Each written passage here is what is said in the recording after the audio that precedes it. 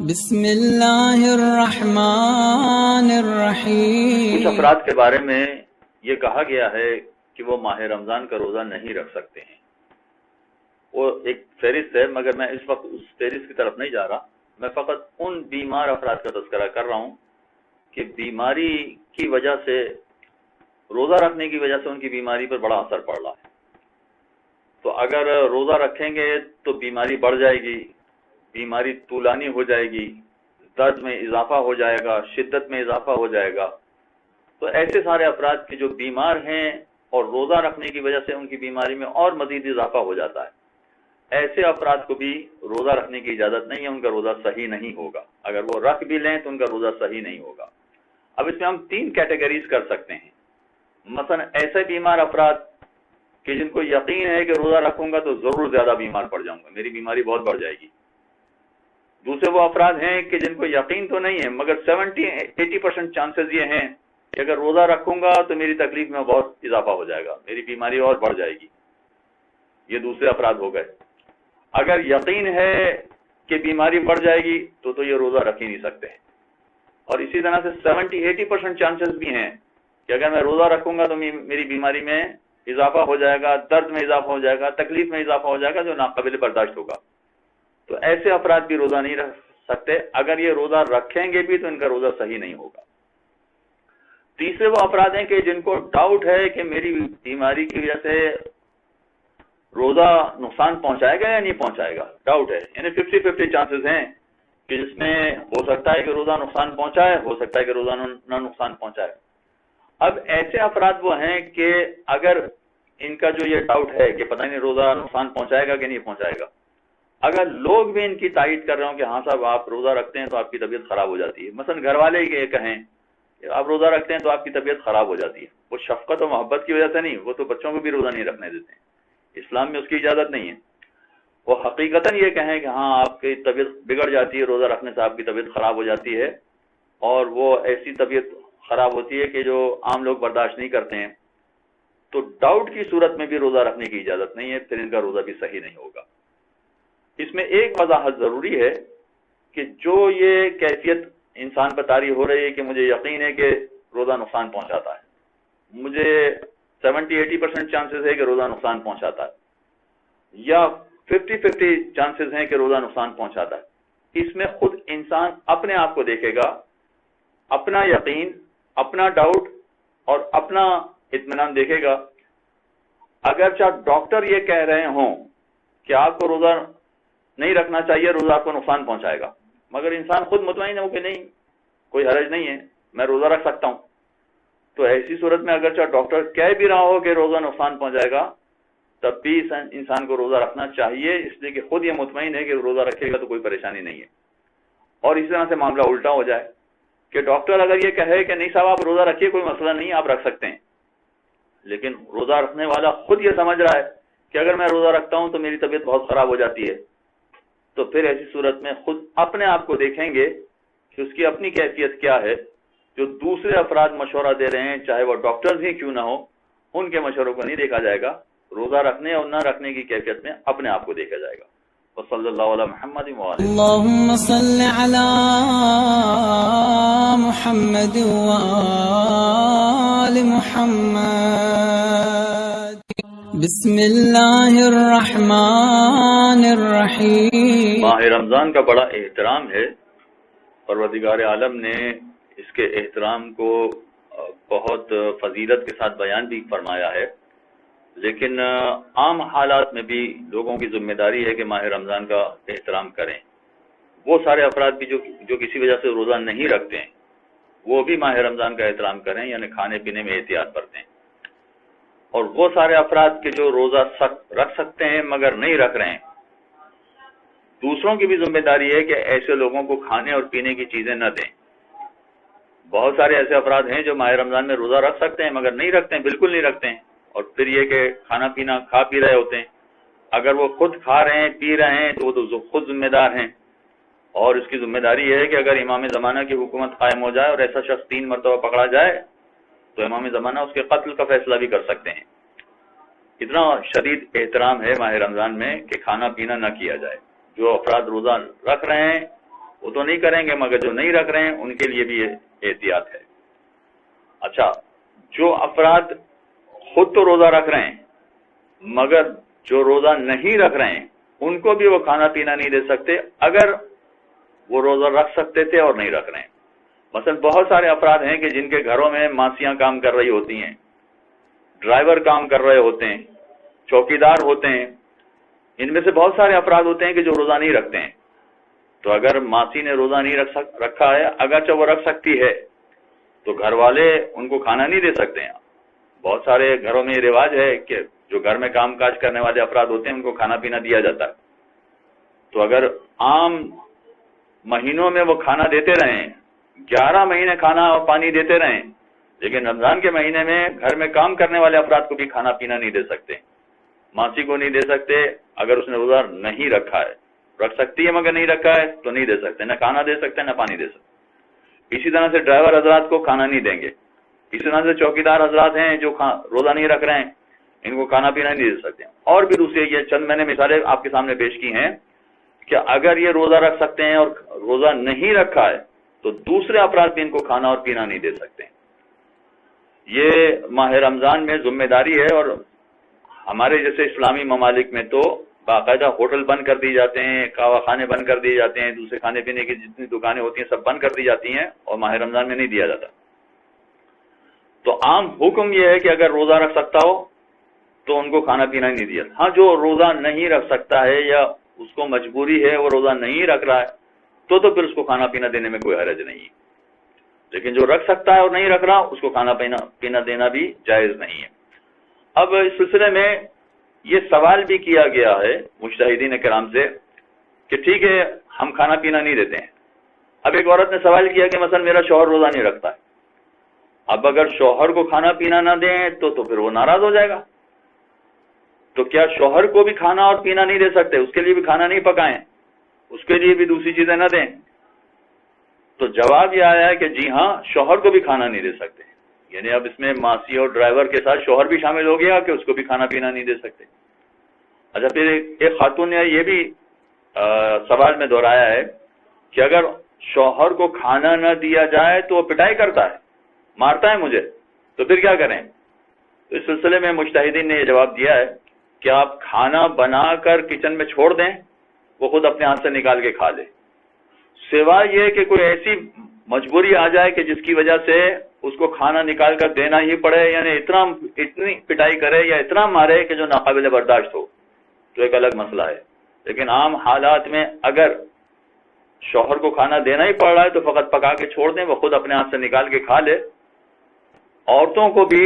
اپنے شوہر کو بھی کھانا دینے سے ممانعت کی گئی ہے۔ یہ ماہ رمضان کا احترام ہے، چنانچہ اس میں اس احترام کا خیال رکھا جائے۔ اللهم صل على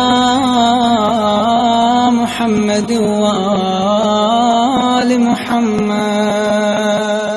اللهم صل على محمد وآل محمد۔ کچھ افراد ایسے ہیں کہ جن پر رمضان کا روزہ رکھنا واجب نہیں ہے، اگر ان کے لیے بہت دشوار ہو رہا ہو تو یہ روزہ چھوڑ سکتے ہیں۔ مثلا حاملہ عورت ہے جس کا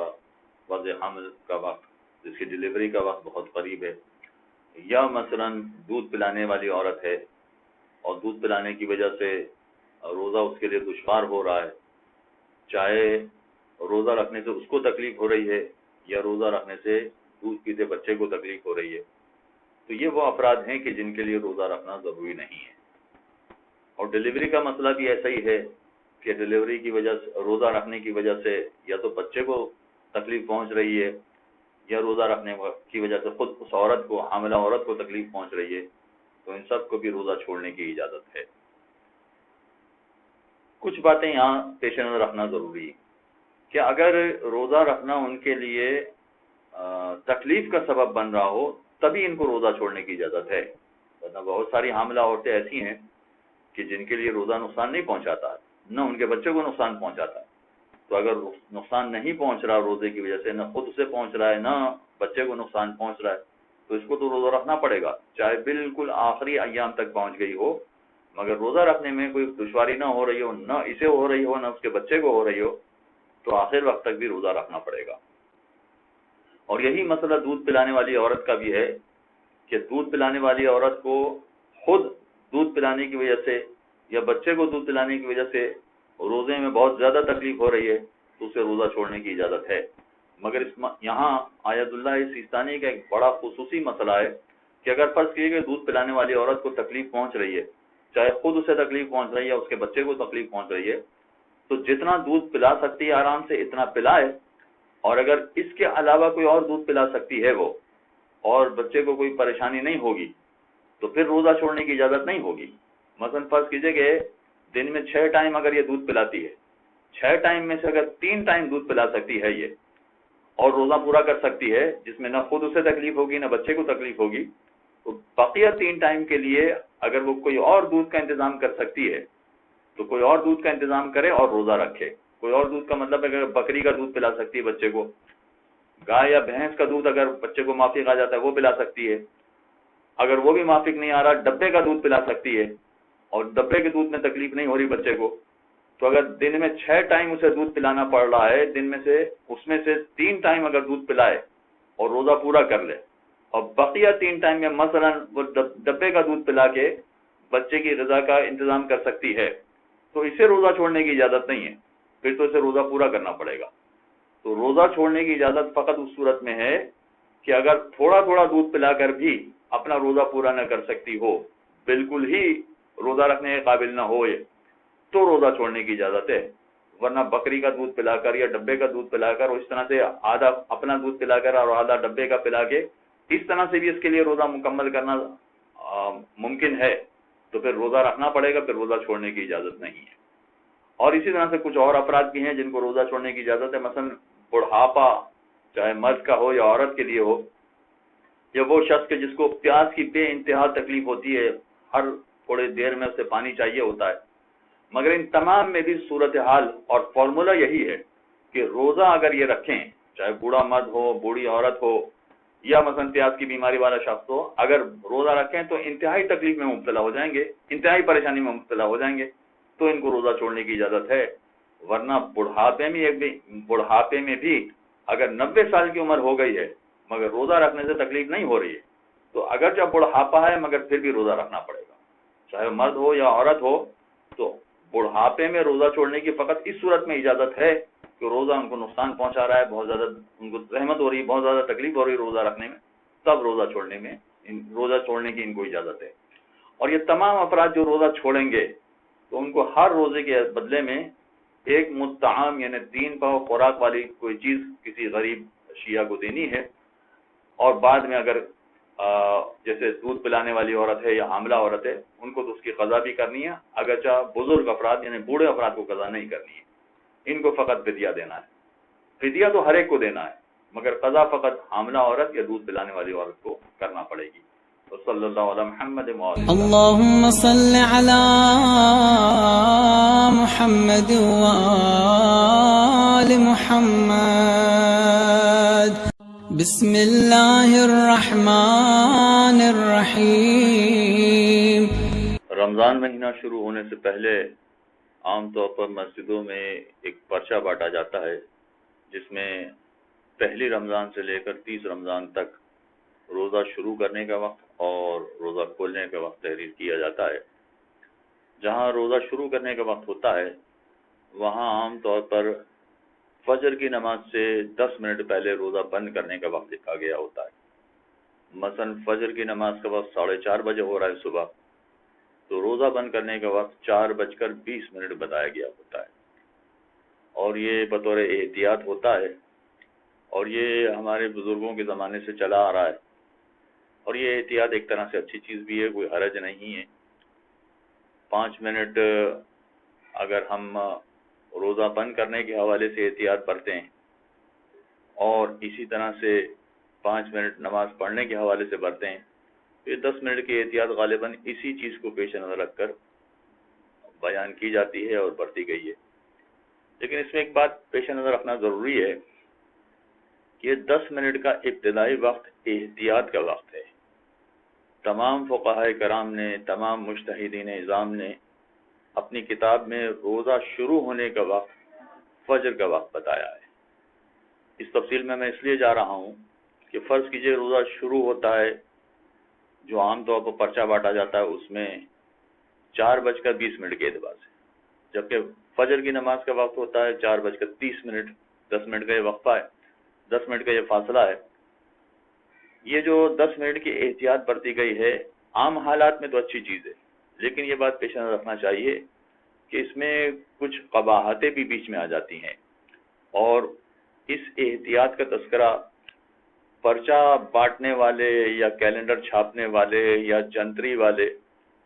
اپنے اس ٹائم ٹیبل کے نیچے اگر لکھ دیا کریں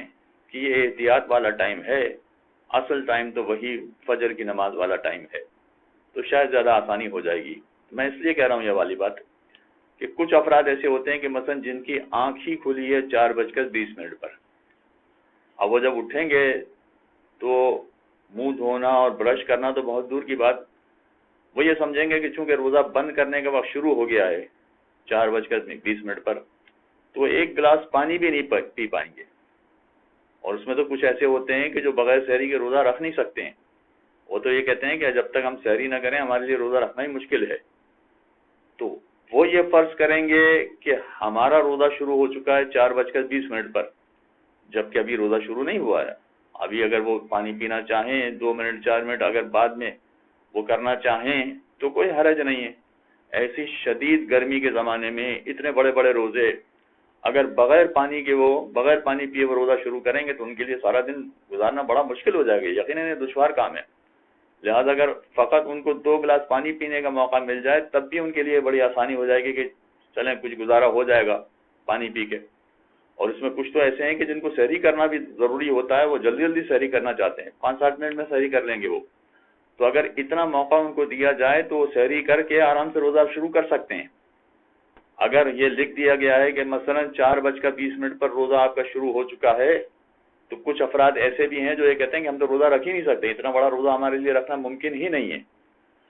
جب تک کہ ہم سحری نہ کریں، اور سحری کرنے کا وقت ختم ہو گیا اس لیے کہ 4:20 ہو گئے۔ تو اگر یہ روزہ چھوڑ دیتے ہیں، یا وہ افراد کے جن کو پانی نہیں ملا اور سارا دن بڑی مشقت کے ساتھ انہوں نے روزہ گزارا ہے،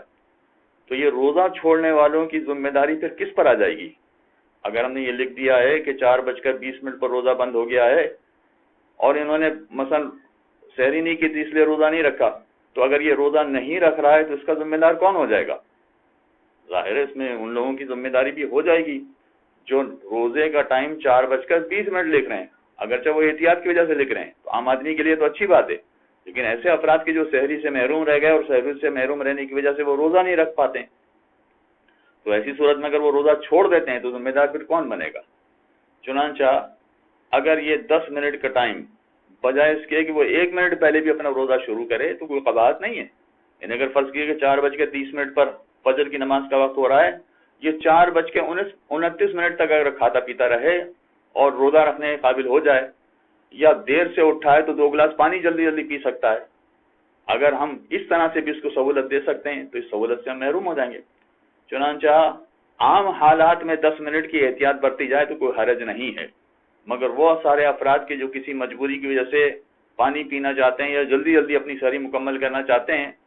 تو پھر وہ اس احتیاط والے ٹائم کو پیش نظر نہ رکھیں تو کوئی حرج نہیں ہے۔ جو فجر کی نماز کا ٹائم ہے اس سے 1 منٹ پہلے بھی وہ اپنا روزہ شروع کر دیتے ہیں، اپنا کھانا پینا بند کر دیتے ہیں تو کوئی حرج نہیں، انشاءاللہ ان کا بھی روزہ ہو جائے گا، اور انہوں نے اپنا روزہ بالکل صحیح وقت پہ شروع کیا ہے، کوئی قباحت نہیں ہے۔ وصلی اللہ علی محمد وآلہ۔ اللهم صل على محمد وآل محمد. اللهم صل على محمد وآل محمد. اگر انسان اپنی زندگی میں روزے مکمل نہ کر سکے، یعنی مرنے والے کے ورثہ عام طور پر اپنے مرنے والے کے لیے روزے رکھواتے ہیں، نمازیں بھی پڑھواتے ہیں۔ اب یہ دیکھنا پڑے گا کہ مرنے والے کی نمازیں پڑھوانا یا روزے رکھوانا یہ مرنے والے کے مال میں سے تو نہیں ہوگا، یہ اصل میں تو بڑے بیٹے کی ذمہ داری ہے کہ وہ اگر باپ کا انتقال ہوا ہے تو باپ کی نمازیں پڑھے اور باپ کے روزے رکھے، یا نمازیں پڑھوائے یا روزے رکھوائے۔ البتہ وہ نمازیں اور وہ روزے کہ جو باپ نے مجبوری کے عالم میں چھوڑے تھے. باقی کسی پر واجب نہیں ہے، باقی کسی پر فرض نہیں ہے کہ مرنے والے کی روزوں کی یا نماز کی قضا کروائی جائے، لیکن عام طور پر کرواتے ہیں لوگ. اپنی والدہ کی، شوہر کی، بیوی کی اس طرح کی نمازیں یا روزے قضا کرواتے ہیں، اور یہ بہت اچھا عمل ہے. ہمارے معاشرے میں اس کو انجام دیا جاتا ہے اور مزید اس کو آگے انجام دیا جانا چاہیے. لیکن ایک مسئلہ آیت اللہ سیستانی کے سلسلے میں بڑا اہم ہے ان افراد کے لیے کہ جو اپنے مرنے والوں کے روزے رکھوانا چاہتے ہیں. وہ یہ فرماتے ہیں کہ اگر آپ اپنے مرنے والوں کے روزے رکھوائیں تب بھی کوئی حرج نہیں ہے، اور روزے رکھوانے کے بجائے روزے کا فدیہ ادا کر دیں تب بھی روزوں کی ادائیگی ہو جائے گی. مثلا فرض کیجئے کہ مرنے والے نے 5 سال تک روزے نہیں رکھے تھے، تو پہلے تو یہ دیکھنا پڑے گا کہ کیا مرنے والے نے کسی مجبوری کی وجہ سے روزے چھوڑ دیے ہیں. اگر مجبوری کی وجہ سے روزہ چھوڑ دیے ہیں تو پھر ایسی صورت میں تو خود مرنے والے پر بھی روزے واجب نہیں تھے. مثلا فرض کیجئے کہ ایک شخص 4 سال تک بیمار رہا اور اسی بیماری کے عالم میں اس کا انتقال ہو گیا، تو وہ 4 سال بیمار رہا تو خود روزہ رکھنے کے قابل نہیں تھا. لہٰذا اگر اس کا اسی بیماری میں انتقال ہو گیا ہے تو ورثاء پر بھی، ان کے لواحقین پر بھی واجب نہیں ہے کہ وہ اپنے مرنے والے کے روزے رکھوائیں، اس لیے کہ خود مرنے والے پر بھی یہ روزے واجب نہیں تھے. ہاں، جو روزے مرنے والے پر فرض تھے اور وہ اپنی زندگی میں ادا کر کے نہیں گیا یا نہیں جا سکا، بیمار ہو گیا بعد میں اور اپنے روزے نہیں رکھ سکا، تو ایسی صورت میں پھر لواحقین کو، ورثاء کو چاہیے، ان کے لیے مناسب ہے کہ وہ اپنے مرنے والے کے روزے رکھوائیں. مگر آیت اللہ سیستانی کا فقط ایک خاص مسئلہ اس سلسلے میں کہ روزے رکھوانا چاہیں تب بھی کوئی حرج نہیں ہے، اور روزوں کا فدیہ ادا کر دینا چاہیں تب بھی کوئی حرج نہیں ہے. مثلا فرض کیجئے کہ اگر روزے رکھوائے جائیں تو اس کا مطلب ہے کہ 30 دن کا پروسیس پورا ہوگا اگر 30 روزے چھوڑیں، یا خود رکھیں گے وہ روزے یا کسی اور سے رکھوائیں گے، جس کو کہا جاتا ہے اجارے کے روزے رکھوانا. اگر اجارے کے روزے رکھوائے جائیں تو اس میں زیادہ معاوضہ ادا کرنا پڑتا ہے، 10,000، 12,000، 15,000، عین ممکن ہے اس سے بھی زیادہ ادا کرنا پڑے. لیکن آیت اللہ سیستانی فرماتے ہیں کہ یہ روزے رکھوانے کے بجائے اگر روزے کا فدیہ ادا کر دیا جائے تب بھی کوئی حرج نہیں. فدیہ کا مطلب یہ ہوا کہ ہر روزے کے بدلے میں 3 پاؤ آٹا کسی غریب کو دینا ہے، مگر اس غریب میں شرط یہ ہے کہ وہ شیعہ ہو، بے نمازی نہ ہو اور علل اعلان گناہ نہ کرتا ہو، احتیاط واجب کے طور پر. ایسے کسی غریب کو اگر 3 پاؤ آٹا دے دیا جائے تو ایک روزے کی ادائیگی ہو جائے گی. اب اگر فرض کیجیے کہ روزے رکھوائے جائیں تو معاوضہ ہو جائے گا 10,000 روپے، اور اگر فدیہ دے دیا جائے تو ہو سکتا ہے کہ معاوضہ ہو جائے 1,000 روپے. پورے مہینے کی بات کر رہے ہیں کہ پورے مہینے کے روزے کے رکھوائے جائیں تو 10,000 روپے دینے پڑیں گے، اور اگر اس کا فدیہ ادا کر دیا جائے تو معاوضہ ہوگا مثلا فقط 1,000 روپے. تو دونوں اختیار ہیں، وہ چاہیں تو روزے رکھوا لیں، چاہیں تو فدیہ ادا کر دیں، مرنے والے کی ذمہ داری پوری ہو جائے گی اور اس طرح سے روزوں کی ادائیگی بھی ہو جائے گی. ہاں، ایک بات یہاں قابل توجہ ہے، یہ چونکہ مسئلہ فقط آیت اللہ سیستانی کا، دوسرے مراجع کرام کا نہیں ہے، لہذا وہ سارے افراد کے جو مثلا آیت اللہ خمینی کے مسائل پر عمل کرتے تھے، آیت اللہ خوئی کے مسائل پر عمل کرتے تھے، وہ اگر یہ کام کرنا چاہیں تو نہیں کر سکتے. لیکن ایک راستہ ہے ان کے لیے کہ اگر وہ کرنا چاہیں تو ایک طریقے سے وہ یہ کام انجام دے سکیں گے. وہ یہ کہ ان کے بچوں میں سے، ان کی اولاد میں سے جو کوئی بھی آیت اللہ سیستانی کے مسائل پر عمل کر رہا ہے، ان سے کہہ دیا جائے کہ تم اپنے دادا کے روزے کا فدیہ ادا کر دو، اپنی دادی، اپنی نانی، جو بھی ہے مرنے والے، ان کا فدیہ ادا کر دو. تو چونکہ یہ بچے آیت اللہ سیستانی کے مسائل پر عمل کرنے والے ہوں گے، باپ عین ممکن ہے نہ ہو، دادا ممکن ہے آغا خوئی کے مسائل پر عمل کرنے والا ہو، تو باپ اور دادا تو یہ کام نہیں کر سکیں گے. لیکن بچے چونکہ آیت اللہ سیستانی کے مسائل پر عمل کرنے والے ہیں، وہ اگر اپنے دادا، اپنے نانا، اپنی دادی کے روزے اس طرح سے رکھنے کے بجائے روزے کا فدیہ ادا کر دیں تو ان روزوں کی ادائیگی ہو جائے گی. لہذا باپ یا دادا ان روزوں کی ادائیگی سے بری ذمہ ہو جائیں گے. چنانچہ فدیہ دے کر بھی روزوں کی ادائیگی سے بری ذمہ ہوا جا سکتا ہے. اللهم صل على محمد وآل محمد. بسم اللہ الرحمن الرحیم. اسلام کی اکثر واجب عبادات کا ایک اصول ہے کہ اگر اپنے وقت پہ ادا نہ کر سکیں تو بعد میں اس کی قضا کر کے ان عبادات کو انجام دینا پڑتا ہے. اگر کوئی شخص اپنے وقت میں نماز نہیں پڑھ سکا تو بعد میں نماز پڑھنا ہوگی، اپنے وقت پہ روزہ نہیں رکھ سکا تو بعد میں روزہ رکھنا ہوگا، قضا کرنی ہوگی، اپنے وقت پہ حج ادا نہیں کر سکا تو بعد میں حج کی قضا کرنا ہوگی۔ اکثر عبادات میں یہی مسئلہ ہے کہ اگر آپ اپنے وقت میں اسے ادا نہیں کر سکے تو بعد میں اس کی قضا کرنی ہوتی ہے۔ لیکن لوگوں کی طرف سے ایک سوال ہوتا ہے کہ ہمیں نہیں معلوم ہے کہ ہم نے کتنی نمازیں چھوڑ دی ہیں، یا ہمیں نہیں معلوم ہے کہ ہم نے کتنے روزے چھوڑ دیے ہیں۔ ضرور ہم نے بہت سارے روزے چھوڑ دیے ہیں، مگر ان کی تعداد کے بارے میں ہمیں نہیں معلوم، تو ہم پھر کتنی نمازیں قضا کریں یا کتنے روزوں کی قضا کریں؟ اور اس سے بھی زیادہ مشکل مسئلہ مرنے والوں کے حوالے سے ہوتا ہے کہ مرنے والے نے نمازیں تو ضرور چھوڑی ہیں، مگر یہ نہیں معلوم ہے کہ کتنی نمازیں چھوڑی ہیں، اور روزے اگر چھوڑے ہیں تب بھی نہیں معلوم ہے تو کتنے روزے چھوڑے ہیں۔ اپنی نمازوں کے بارے میں تو پھر بھی انسان اندازہ لگا لیتا ہے، مگر مرنے والے نے کتنی نمازیں چھوڑی ہیں اس کا اندازہ لگانا بہت مشکل ہوتا ہے۔ لہذا اب کیا کیا جائے کہ ہم اپنی ذمہ داری سے فارغ ہو جائیں، جتنی نمازیں ہم نے چھوڑی ہیں وہ نمازیں ادا ہو جائیں، مگر ہمیں نہیں پتہ چلتا کہ کتنی نمازیں ہمیں پڑھنی ہیں یا مرنے والے کی کتنی نمازیں ہمیں پڑھنی ہیں۔ تو اس سلسلے میں اپنی نمازوں کے حوالے سے اگر دیکھا جائے تو انسان کو اتنا اندازہ ہو جاتا ہے عام طور پر کہ میری زیادہ سے زیادہ نمازیں اتنی ہوں گی جو میں نے چھوڑی ہوں گی، اور کم سے کم نمازیں اتنی ہوں گی جو میں نے چھوڑی ہوں گی۔ مثلا فرض کیجئے کہ ایک شخص نے ایک عرصے تک نماز نہیں پڑھی ہے، تو ہو سکتا ہے کہ اس کے ذہن میں یہ بات آئے کہ میں نے تقریباً زیادہ سے زیادہ اگر نمازیں چھوڑی ہوں گی تو 20 سال کی نمازیں چھوڑی ہوں گی، اور یہ کہ بیچ میں پڑھتا بھی رہا، میں کچھ پڑھی ہیں پھر چھوڑ دی ہیں، پھر کچھ پڑھی ہیں پھر چھوڑ دی ہیں، تو ہو سکتا ہے کہ 20 سال کی نمازیں نہ ہو، 5 سال کی نمازیں یقیناً میں نے چھوڑ دی ہیں۔ اگر کم سے کم بھی حساب لگایا جائے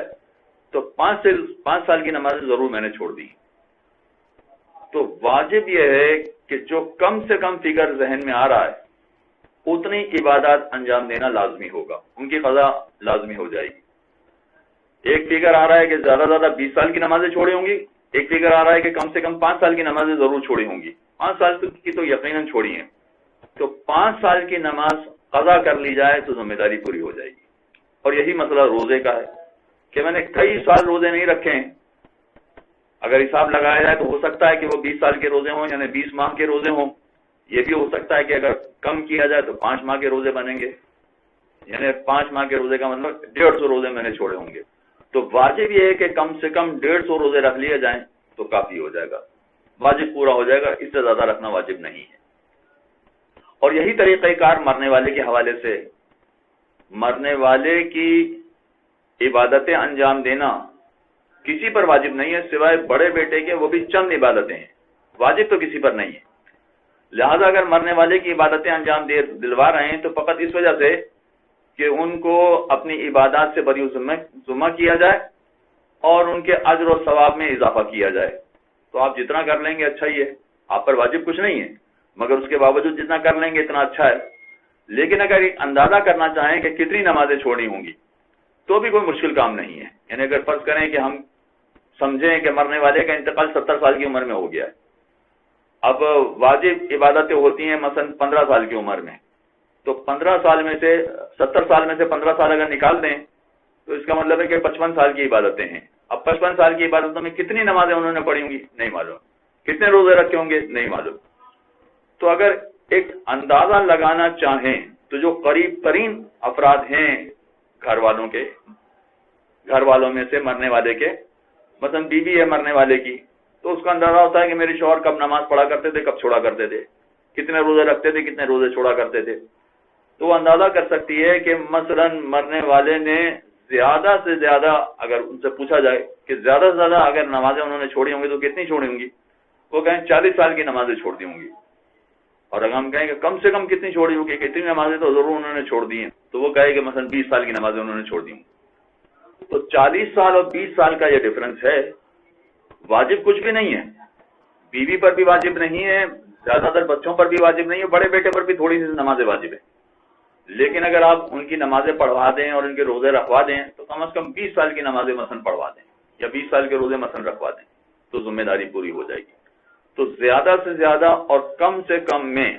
جو کم سے کم فگر آ رہا ہوتا ہے ذہن میں، فقط اتنی عبادتیں انجام دینا ضروری ہوتا ہے، اس سے زیادہ کسی پر واجب نہیں ہے۔ وصلی اللہ علی محمد وآلہ اللهم صل على محمد وآل محمد